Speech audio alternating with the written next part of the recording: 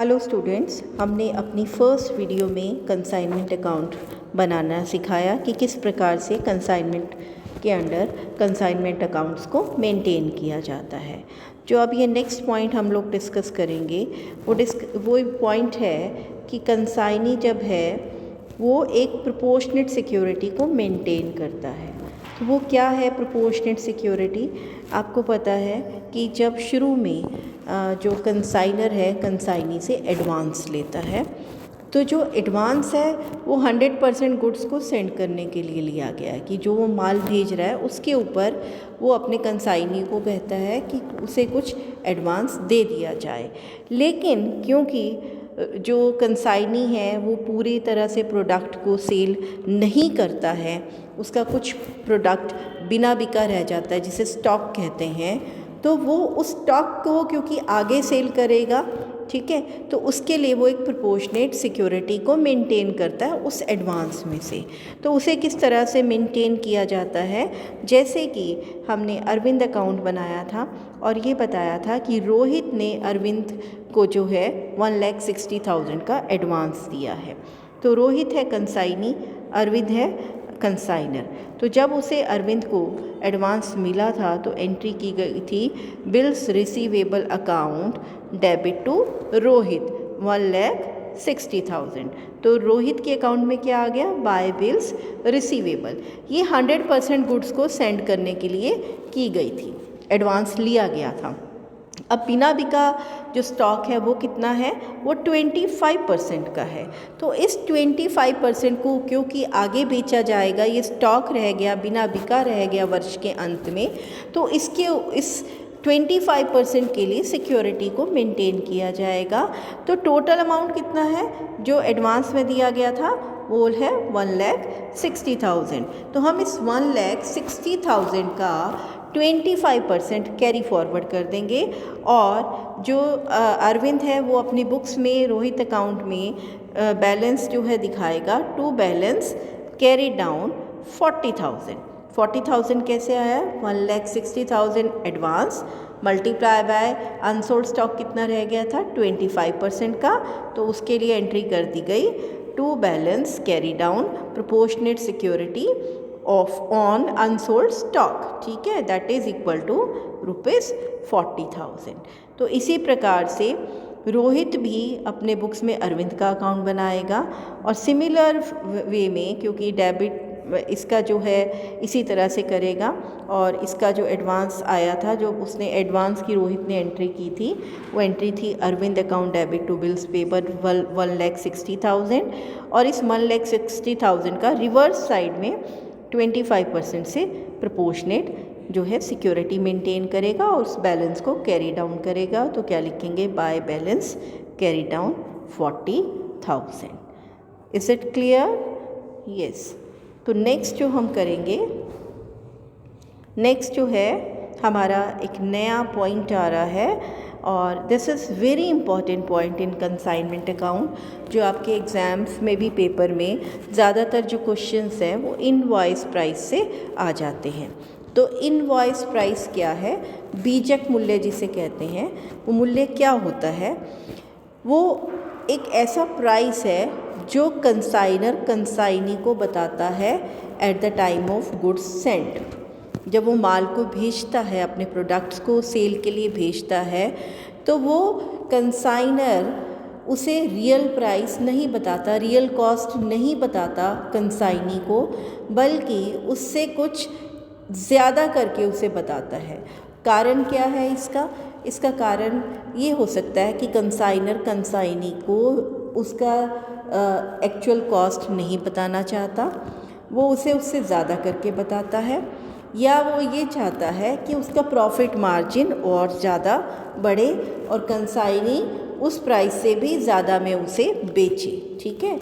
या वो कई बार ये भी इनवॉइस प्राइस करके भेजता है कि उसको कम से कम इतना प्राइस सेल प्राइस पर रखना ही रखना है, तो वो अपने कंसाइनी को उस प्राइस के ऊपर, जो कि कॉस्ट प्राइस से ज़्यादा का प्राइस है, उस प्राइस के ऊपर प्रोडक्ट को भेजता है।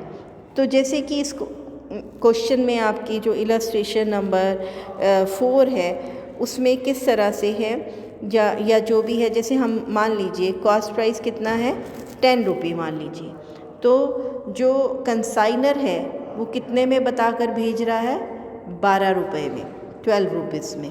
कंसाइनी को कहता है कि ये प्रोडक्ट कितने का है 12 रुपीज़ पर यूनिट है, तो ये क्या कहलाया जाएगा इनवॉइस प्राइस, क्योंकि ये कॉस्ट प्राइस से ज़्यादा है। कॉस्ट प्राइस कितना था 10 रुपये, इनवॉइस प्राइस कितना है 12 रुपये, तो कितने रुपीज़ एक्स्ट्रा बता रहा है उसे 2 रुपीज़ एक्स्ट्रा बता रहा है। तो ऐसे में इस इनवॉइस प्राइस का क्या ट्रीटमेंट होगा क्वेश्चन में, जब भी आप क्वेश्चन को करेंगे तो क्वेश्चन कॉस्ट प्राइस पर होगा या इनवॉइस प्राइस पर।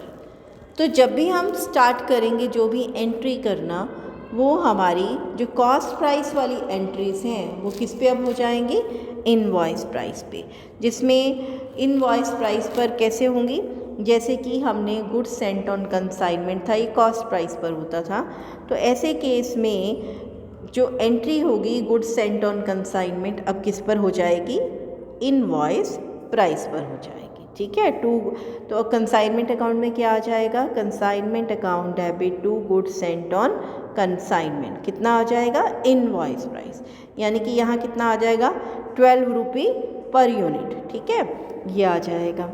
लेकिन इसी तरह से इसका इफ़ेक्ट स्टॉक के ऊपर पड़ेगा, चाहे वो ओपनिंग है चाहे वो क्लोजिंग स्टॉक है। तो जब ओपनिंग या क्लोजिंग स्टॉक की एंट्री होगी वो भी किसके ऊपर होगी इनवॉइस प्राइस के ऊपर, यानी यहाँ पर कितने रुपीज़ चलेगा 12 रुपीज़ चलेगा, राइट। तो इसके अकॉर्डिंगली एंट्री की जाएगी। और अब इसको किस तरह से देखा जाएगा, क्योंकि अब यहाँ आप देख लीजिए गुड्स सेंट ऑन कंसाइनमेंट कितने रुपीज़ से एक्स्ट्रा हो गया 2 रुपीज़ से, ऐसे ही स्टॉक भी कितने रुपीज़ से एक्स्ट्रा हो जाएगा 2 रुपीज़ से, क्योंकि यहाँ पर हमने क्या लिया है इनवॉइस प्राइस लिया है।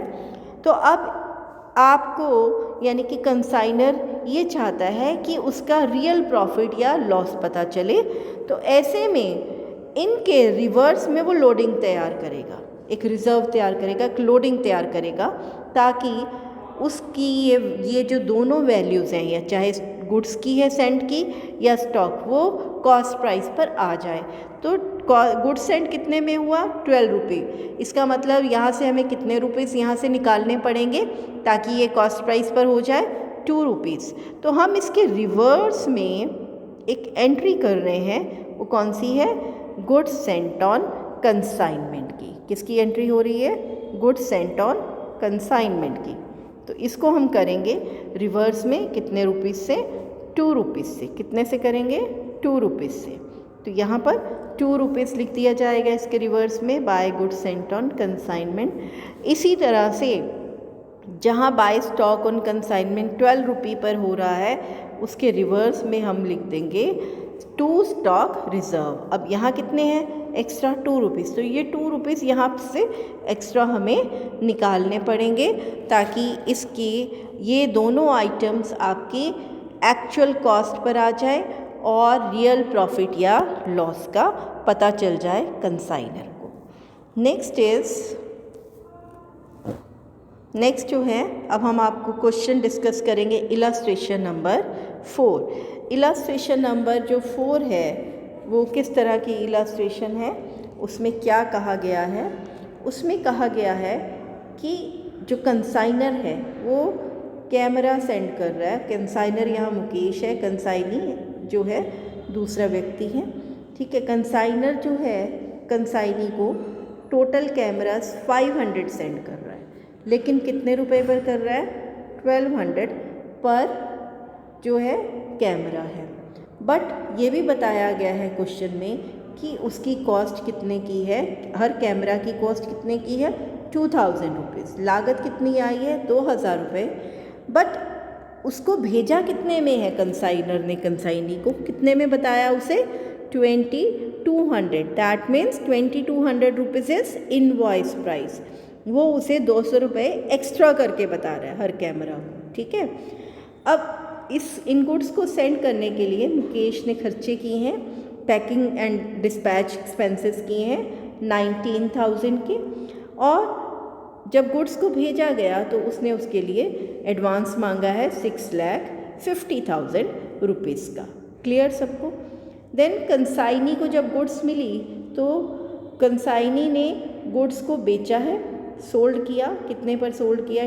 2,450 ईच कैमरा।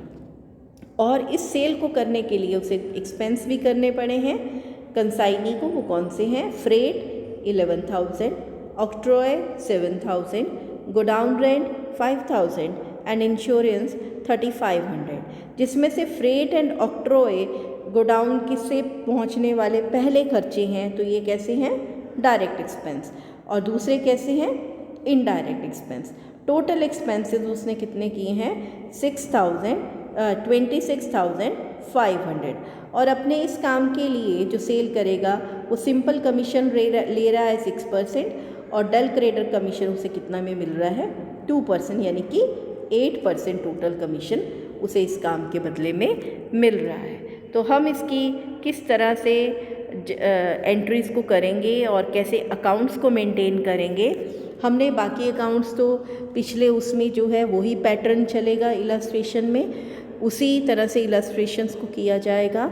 तो हम इसमें इस क्वेश्चन में बनाएंगे कंसाइनर की बुक्स में कंसाइनमेंट अकाउंट। तो किस प्रकार से कंसाइनमेंट अकाउंट बनाना है और कौन कौन सी एडजस्टमेंट्स करनी है वो अब इस क्वेश्चन में हम देखेंगे।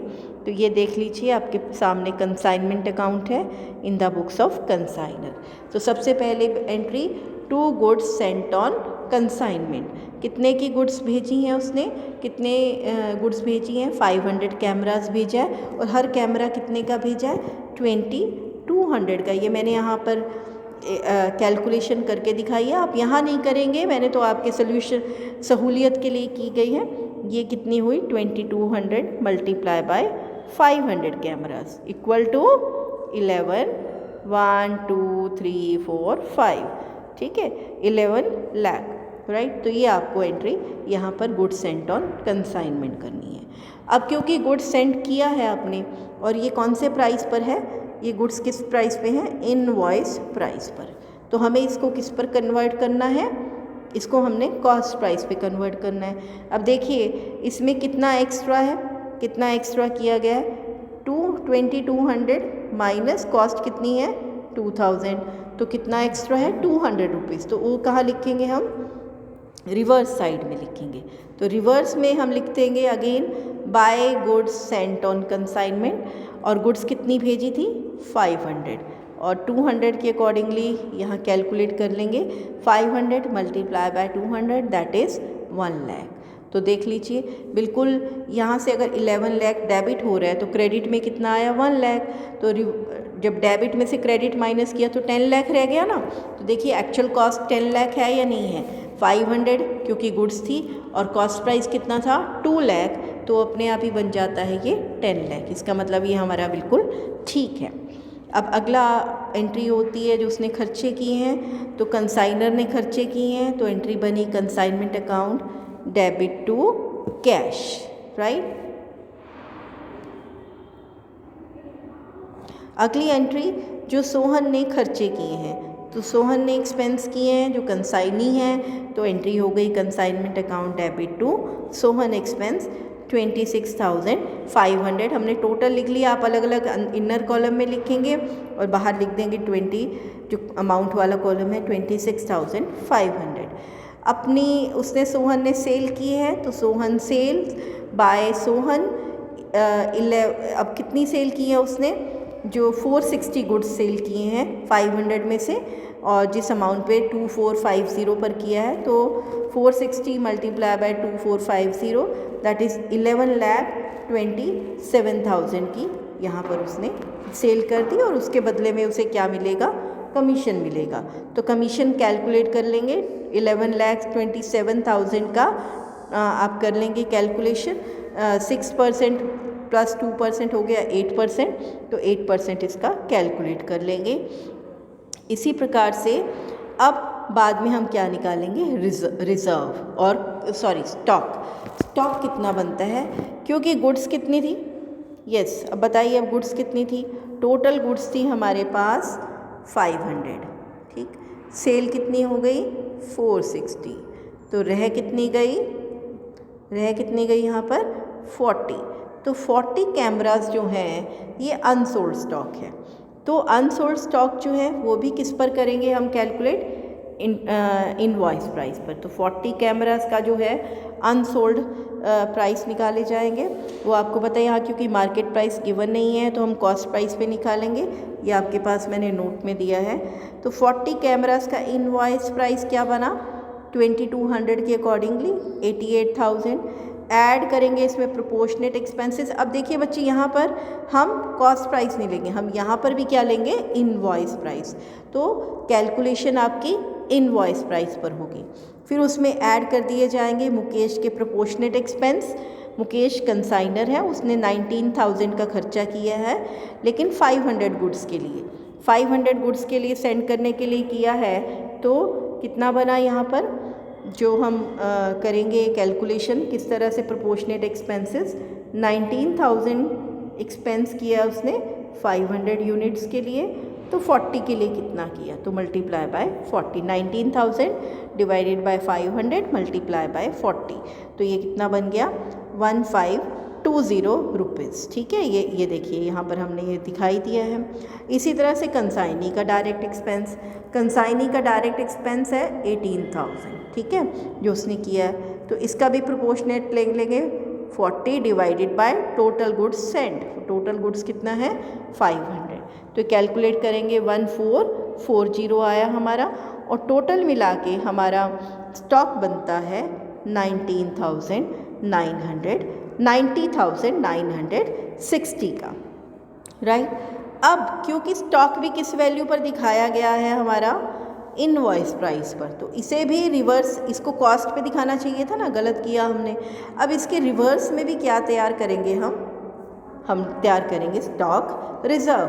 तो रिवर्स साइड में तो हम लिखेंगे टू स्टॉक रिजर्व। अब यहाँ कितने रुपीज़ एक्स्ट्रा हैं बच्चे, यहाँ पर भी कितने एक्स्ट्रा हैं, यहाँ पर भी 200 रुपीज़ एक्स्ट्रा हैं, क्योंकि 40 गुड्स थी, उसको दिखाना था हमें 2000 पे, और हमने लिखाया है 2200 पर इनवॉइस प्राइस पे, तो कितने रुपीज़ एक्स्ट्रा हुए 200। ठीक है, जो उसमें एक्स्ट्रा दिखा रहे हैं पर यूनिट, तो 40 के ऊपर कितने हुए 8000, तो 8000 रुपीज़ हमारा स्टॉक रिजर्व बना। और बैलेंस हम किस में ट्रांसफ़र कर देंगे, प्रॉफिट एंड लॉस में। तो दोनों साइड्स में देखेंगे कौन सा डेबिट साइड ज़्यादा है या क्रेडिट साइड। यहाँ क्योंकि क्रेडिट साइड ज़्यादा है तो डेबिट में हम क्या लिख देंगे, प्रॉफिट लिख देंगे, बैलेंस आ जाएगा, और ये लिखेंगे to profit and loss account. 74,300 का बैलेंस क्या बन रहा है, प्रॉफिट का बैलेंस बन रहा है। तो इस प्रकार से ये दोनों एंट्रीज़ का डिफरेंस दिखाया जाएगा, और यही क्लोजिंग स्टॉक अगले साल के या अगले कंसाइनमेंट में क्या बन जाएगा, ओपनिंग स्टॉक।